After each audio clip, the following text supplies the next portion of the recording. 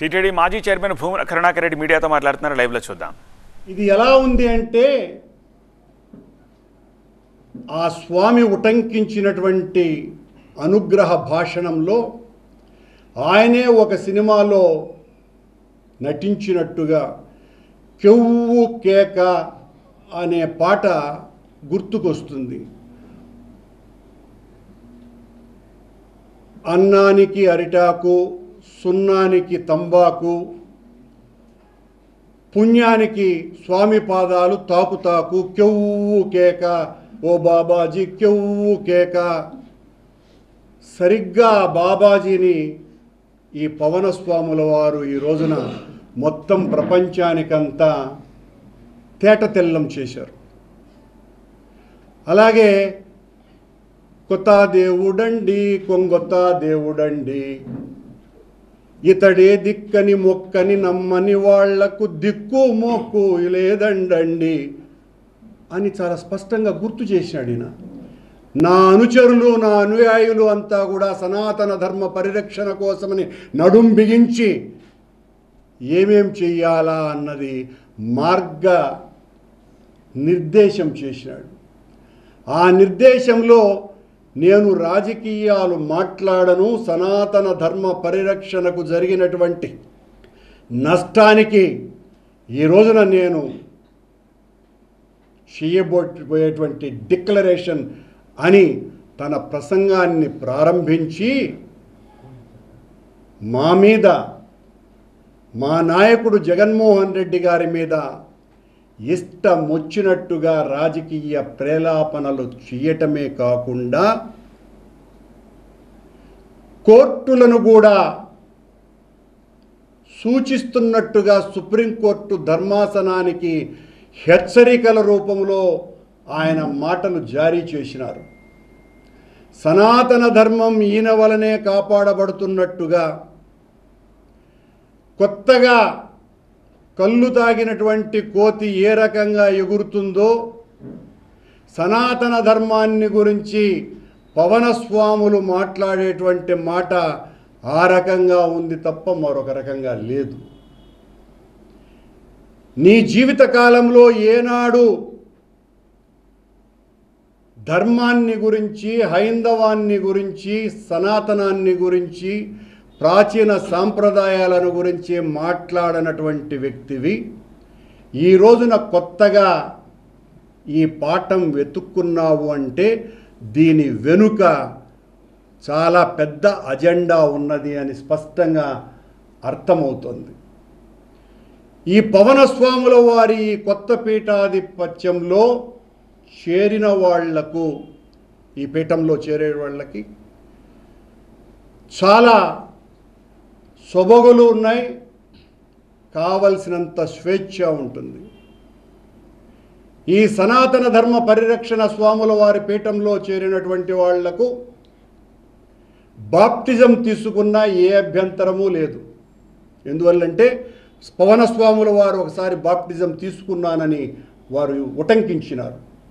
అలాగే గొడ్డు మాంసం తప్పదనుకున్నప్పుడు ఆయన స్వీకరించి ముందుకే వెళతారు. కాబట్టి ఈ పీఠంలో చేరినటువంటి వాళ్లకు, ఈ సనాతన ధర్మ పీఠంలో గొడ్డు మాంసము నిషేధము కాదు. అలాగే ఈ మఠానికి, ఈ స్వాముల వారికి మతము లేదు. ఆయనే చెప్పినారు, నాకు మతం లేదు అని.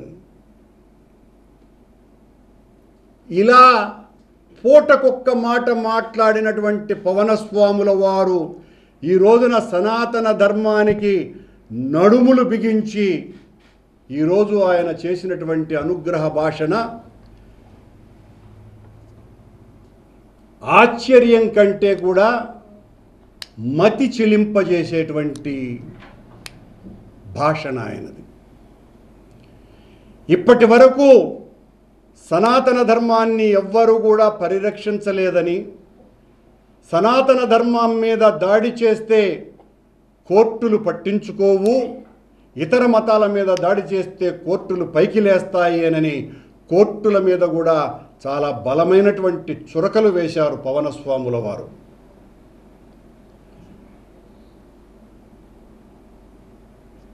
సనాతన ధర్మం గురించి ఓనమాలు కూడా తెలియనటువంటి వ్యక్తి ఈ రోజున ఆదిశంకరాచార్యుల తరువాత ఆదిశంకరాచార్యుల వారు చతుర పీఠాలు పెట్టిన తరువాత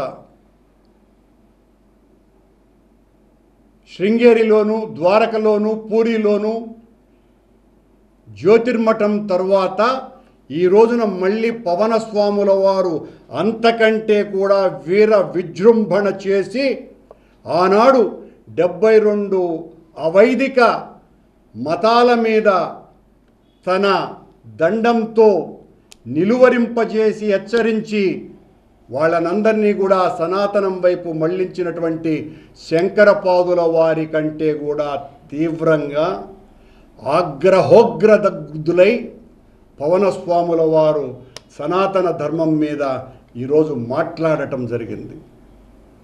ఈ రోజున పవనస్వాముల వారు శ్రీ వైష్ణవ ప్రచారం చేసినటువంటి 12 మంది ఆళ్వారుల కంటే కూడా మరింతగా 13వ ఆళ్వారులాగా అవతరించినట్టుగా మాట్లాడుతున్నారు. ఈ ధర్మం ఎలాంటిది, ఈ ధర్మం మీద దాడి చేస్తే ఊరుకుంటామా అని ఆయన రెచ్చిపోయి మాట్లాడినటువంటి మాటలు. మాట్లాడుతూ వెంకటేశ్వర స్వామి ప్రసాదాల గురించి, ఆ ప్రసాదాలలో కల్తీ జరిగింది,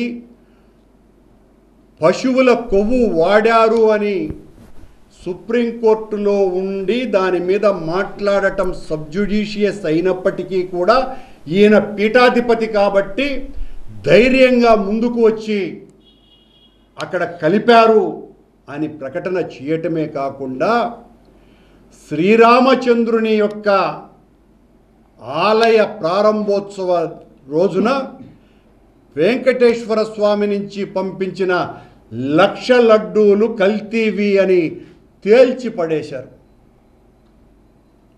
ఈయన సనాతన ధర్మాన్ని పరిరక్షించేటువంటి అవతార పురుషుడు. ఈ అవతార పురుషుడు ఇంకా ఈరోజు తన భాషణలో చాలా మాటలు మాట్లాడినారు.